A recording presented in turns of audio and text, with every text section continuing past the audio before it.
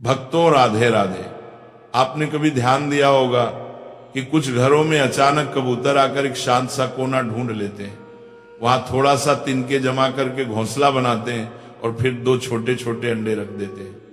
कई लोग इसे बस एक आम बात समझकर छोड़ देते हैं, लेकिन क्या आपने कभी ठहर कर सोचा है कि ये छोटा सा काम घर के वातावरण पर कैसा असर डालता है? ये संकेत अच्छा है या बुरा? इससे घर में सुख आता है या कोई परेशानी बढ़ती है? ये सिर्फ एक पक्षी की आदत है या इसमें कोई बड़ा रहस्य छुपा हुआ है? आज की इस कथा में हम यही समझेंगे। आखिर जब घर में कबूतर अंडे दे जाए तो वास्तव में क्या बदलाव आते हैं, लेकिन जवाब सीधा बताना आसान होता है, समझना मुश्किल। इसलिए हम इसे कहानी के रूप में जानेंगे ताकि हर व्यक्ति चाहे पढ़ा लिखा हो या ना हो, इस बात को दिल से समझ सके। कई लोग कहते हैं कि कबूतर अंडे दे जाए तो बहुत शुभ होता है, घर में शांति आती है। कुछ कहते हैं कि यह अशुभ है, यह समस्या का संकेत है। कुछ लोग मानते हैं कि कबूतर शांति और प्रेम का प्रतीक है, इसलिए उसका घर में अंडे देना घर की ऊर्जा के ठीक होने का इशारा है। वहीं दूसरी तरफ कुछ लोग चिंतित हो जाते हैं और कहते हैं कहीं ये हम पर कोई बोझ तो नहीं डाल गया। आपने भी देखा होगा, कबूतर जहां अंडे देता है वहां रोज जाता है, बैठता है और अपने अंडों की रक्षा करता है। फिर कुछ दिनों बाद उन अंडों से 2 छोटे से बच्चे निकल आते हैं। वे बच्चे कुछ समय तक वहीं रहते हैं, फिर उड़ जाते हैं। लेकिन इस दौरान क्या आपने देखा है कि घर के लोगों के जीवन में क्या हो रहा होता है? क्या घर में खुशी बढ़ती है? क्या तनाव कम होता है? या उल्टा किसी न किसी वजह से चीजें बिगड़ने लगती हैं? कई बुजुर्ग कहते हैं जहां कबूतर अंडे देते हैं वो घर स्थिर, शांत और सुरक्षित होता है। कुछ अन्य कहते हैं ये घर की ऊर्जा में असंतुलन का संकेत है। अब आप सोचेंगे दोनों बातों में से सही कौन है? कई बार ऐसा भी होता है कि कबूतर जिस जगह अंडे देते हैं वहां धीरे धीरे गंदगी फैलने लगती है, बदबू आने लगती है, घर की तरंगे भारी होने लगती हैं। लेकिन कई घर ऐसे भी देखे गए जहां कबूतर अंडे देने के बाद से ही बरकत बढ़ गई, पैसे का प्रवाह अच्छा हो गया, परिवार में प्यार बढ़ा, काम बनना शुरू हो गया। तो क्या ये सब संयोग है या इसके पीछे कोई गहरी आध्यात्मिक या वास्तु की ताकत काम करती है? आपने कभी सोचा है कि कबूतर घरों को ही क्यों चुनता है? वो जंगल भी जा सकता है, पेड़ों पर भी घर बना सकता है, लेकिन वो इंसान के घर को चुनता है। ऐसा क्यों? क्या ये कोई अदृश्य संकेत है? क्या ये घर के वातावरण, उसकी ऊर्जा और उसके भविष्य के बारे में कुछ बताता है? कुछ लोग कहते हैं कि जब कबूतर बार बार आपके घर आ रहा है तो इसका मतलब है कि आपका घर शांत है, सुरक्षित है और वहां की हवा उसे पसंद है, यानी घर की तरंगे सकारात्मक हैं। लेकिन जब वही कबूतर अंडे देकर चला जाए, उसके बाद लगातार घर में चिंता, तनाव या नुकसान होने लगे, तब मन में एक छोटा सा सवाल उठता है, आखिर ये क्या हो रहा है? क्या आपने कभी गौर किया है कि जब कबूतर अंडे दिए होते हैं तब आपके घर में कैसी घटनाएं घट रही होती हैं? कहीं परिवार में झगड़े बढ़ रहे हैं, कहीं पैसे का नुकसान हुआ, कहीं अचानक बीमारी आई, या फिर उल्टा घर में कोई खुशखबरी आई, नौकरी मिली, नया काम शुरू हुआ। इन सारी बातों को समझने के लिए कहानी बहुत जरूरी है। एक बार की बात है, हिमालय की ऊंचाई पर बसे शांत, पवित्र और दिव्य कैलाश पर्वत पर भगवान शिव गहन ध्यान में लीन थे। चारों ओर गहरी शांति थी। वातावरण इतना शांत था कि सिर्फ हवा की मंद आवाज और ध्यान की ऊर्जा का कंपन महसूस होता था। दिव्यता की कोने की 12 के उसी समय आकाश मार्ग से अपनी वीणा बजाते हुए देवर्षि नारद कैलाश पर पहुंचे। नारद मुनि हमेशा हर लोक में घूमते रहते हैं और जहां भी कोई रहस्य या सवाल होता है वहां पहुंच जाते हैं। आज उनकी जिज्ञासा उन्हें सीधे भगवान शिव के पास ले आई थी। नारद जी शिव के चरणों में झुके और विनम्रता से बोले, जय शिव शंभु, नमः शंभु। हे देवाधिदेव, आज मैं आपके पास एक विशेष प्रश्न लेकर आया हूं। भगवान शिव ने धीरे धीरे नेत्र खोले। उन्होंने नारद जी की ओर देखा और शांत स्वर में कहा, देवर्षि आपका स्वागत है, कहिए आप कौन सी जिज्ञासा लेकर आए हैं। नारद जी बोले, भगवान मैं जब पृथ्वी लोक में भ्रमण कर रहा था तब मैंने अनेक घरों में एक विशेष बात देखी। कुछ घरों में कबूतर आते हैं, घोंसला बनाते हैं और फिर अंडे देते हैं, वहां रहकर कुछ दिन तक अपने बच्चों की देखभाल करते हैं। लेकिन कुछ लोगों का कहना है कि जहां कबूतर अंडे देते हैं वहां दरिद्रता आ जाती है। कुछ कहते हैं कि वहां अशुभ ऊर्जा का वास हो जाता है, और कुछ कहते हैं कि वह घर पवित्र और शांत हो जाता है। तो हे भोलेनाथ, मेरी जिज्ञासा यही है कि जिस घर में कबूतर आते हैं और अंडे देते हैं उस घर में वास्तव में क्या होता है? क्या यह शुभ है या अशुभ? इसका वास्तु और ज्योतिष से क्या संबंध है? भगवान शिव मुस्कुराए और बोले, नारद आपने आज संपूर्ण मानव जाति के लिए एक अत्यंत महत्वपूर्ण प्रश्न किया है। यह प्रश्न केवल पक्षियों से जुड़ा नहीं है, बल्कि यह उस घर की ऊर्जा, उसकी गति और उसमें रहने वाले लोगों के जीवन पर गहरा असर डालता है। नारद जी ने फिर कहा, भगवान मैं जानता हूं कि इस प्रश्न का उत्तर साधारण नहीं है, लेकिन मैं चाहता हूं कि आप मुझे विस्तार से समझाएं कि कबूतरों का घर में आना, अंडे देना और फिर चले जाना, इसका गहरा रहस्य क्या है? क्या इसका सीधा संबंध हमारे कर्मों से है या हमारे घर की स्थिति से? क्या ये आने वाली घटनाओं का संकेत देता है? क्या यह चेतावनी है या वरदान? भगवान शिव थोड़े गंभीर हो गए और बोले, देवर्षि इसका उत्तर मैं आपको सीधे शब्दों में नहीं दूंगा, क्योंकि ये केवल एक पक्षी के आने जाने की बात नहीं है। इसके पीछे जीवन के कई संकेत छुपे हुए हैं जो हर गृहस्थ के जीवन को प्रभावित करते हैं।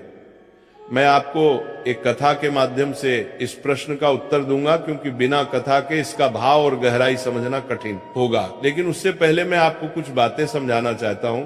नारद जी ध्यानपूर्वक भगवान शिव की ओर देख रहे थे। भगवान शिव आगे बोले, देवर्षि जब कोई पक्षी, विशेष रूप से कबूतर, किसी घर में आता है और अंडे देता है तो वो उस स्थान की ऊर्जा को महसूस करके ही वहां ठहरता है। ये कोई संयोग नहीं होता। घर की दिशा, उसमें बहने वाली हवा, वहां की नमी, ध्वनि और कंपन, ये सब किसी जीव को आकर्षित करते हैं, और जब वह जीव वहां अंडे देता है तो वो उस ऊर्जा के साथ जुड़ जाता है।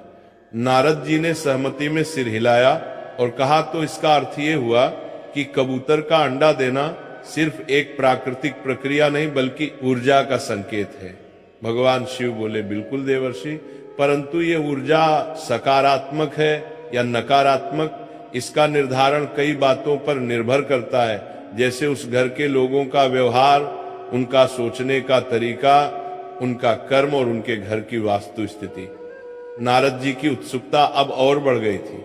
उन्होंने पूछा, भगवान क्या यह भी संभव है कि किसी घर में अगर नकारात्मक ऊर्जा हो तो कबूतर वहां अंडे देने नहीं आते, या यदि वे आ जाए तो उनके अंडे देना किसी प्रकार की चेतावनी हो?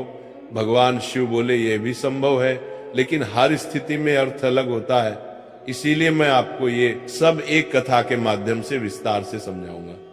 कथा के माध्यम से मैं आपको यह भी बताऊंगा कि कबूतरों का घर में आना किस प्रकार जीवन की दिशा को बदल सकता है, कभी शुभ तो कभी अशुभ। नारद जी बोले, भगवान मैं आपकी कथा सुनने को पूरी तरह तैयार हूं। कृपया मुझे वह ज्ञान दे जिससे मैं इस रहस्य को पूर्ण रूप से समझ सकूं और आगे जाकर इसे लोकहित में बांट सकूं। भगवान शिव बोले, देवर्षि कथा आरंभ करने से पहले मैं चाहता हूं कि आप इस विषय को गहराई से समझने के लिए अपना मन एकाग्र करें, क्योंकि यह केवल कहानी नहीं होगी, यह जीवन के उन संकेतों का ज्ञान है जिसे लोग अक्सर अनदेखा कर देते हैं।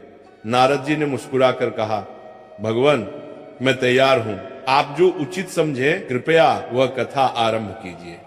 बहुत समय पहले की बात है, उत्तर भारत के एक छोटे से गांव में एक गरीब किसान रहता था।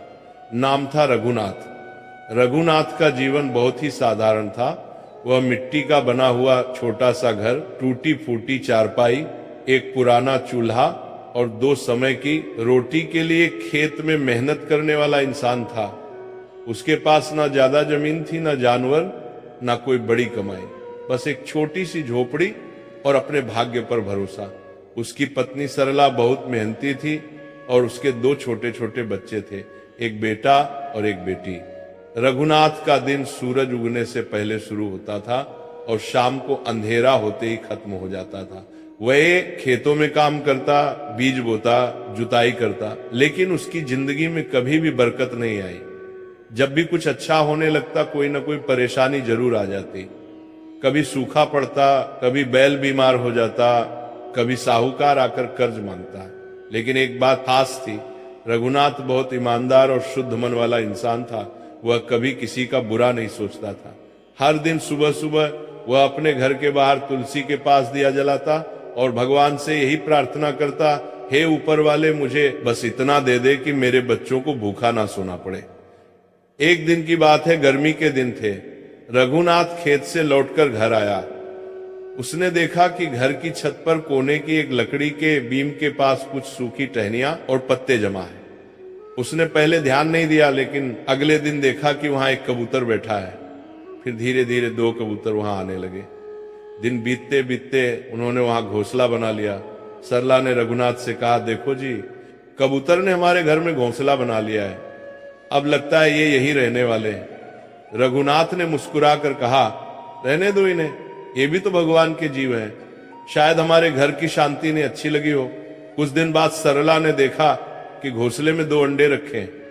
अब कबूतर रोज आते, बैठते जाते, उनके गुटर गूं की आवाज पूरे घर में गूंजती रहती। घर में कुछ अजीब सा बदलाव महसूस हो रहा था। रघुनाथ और सरला दोनों ये समझ नहीं पा रहे थे कि ये बदलाव अच्छा है या बुरा। पहले कुछ दिनों तक उन्हें ऐसा लगा कि शायद कुछ अच्छा होने वाला है, लेकिन फिर धीरे धीरे समस्याएं बढ़ने लगी। सबसे पहले रघुनाथ के खेत में बोए गए बीज अचानक सूखने लगे। फिर उसका बेटा बुखार से बीमार हो गया और दवाई लाने के लिए जो थोड़ा बहुत पैसा था वो भी खर्च हो गया। कुछ ही दिनों में घर में खाने के लाले पड़ने लगे। रघुनाथ सोच में पड़ गया, क्या यह सब उन कबूतरों के आने से हो रहा है? क्या यह कोई संकेत है? लेकिन उसके माँ ने कहा, नहीं, ये तो बस संयोग है। कबूतर क्या करेंगे किसी का बुरा, ये तो शांति के प्रतीक है। लेकिन गांव के कुछ बुजुर्गों ने कहना शुरू कर दिया, रघुनाथ, तेरे घर कबूतर अंडे दे रहे हैं, ये अच्छा नहीं है, ये दरिद्रता का संकेत है, जल्दी से वह घोंसला हटा दे। रघुनाथ दुविधा में था। वो कबूतरों को नुकसान नहीं पहुंचाना चाहता था, लेकिन बच्चों की भूख, पत्नी की चिंता और खुद की थकावट उसे अंदर से तोड़ रही थी।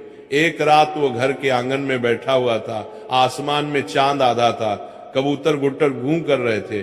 उसने कबूतरों की ओर देखा और धीरे से कहा, अगर तुम्हारे होने से मेरे घर में कष्ट आ रहा है तो मुझे माफ करना, लेकिन मैं तुम्हें कैसे निकालूं?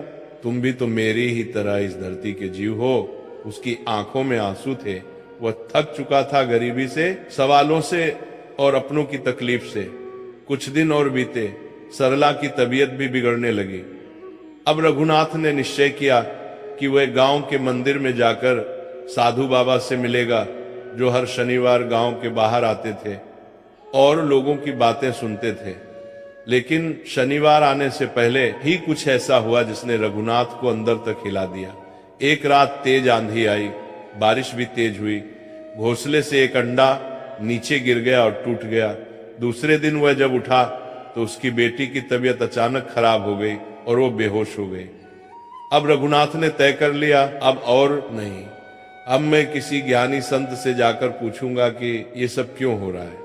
क्या सच में कबूतर का अंडा देना मेरे जीवन में कोई अशुभता ला रहा है? तभी जैसे भाग्य ने सुन लिया हो, गांव में खबर आई कि बहुत दूर से एक दिव्य संत गांव में पधारने वाले हैं।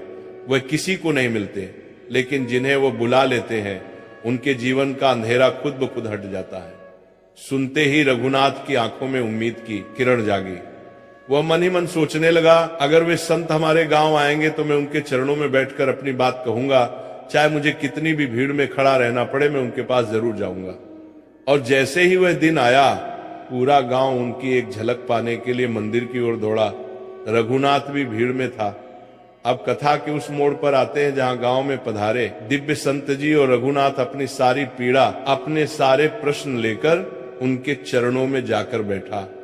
मंदिर के बाहर बड़ी भीड़ थी, लेकिन संत जी ने जब अपनी आंखें खोली तो उनकी दृष्टि सीधे रघुनाथ पर पड़ी।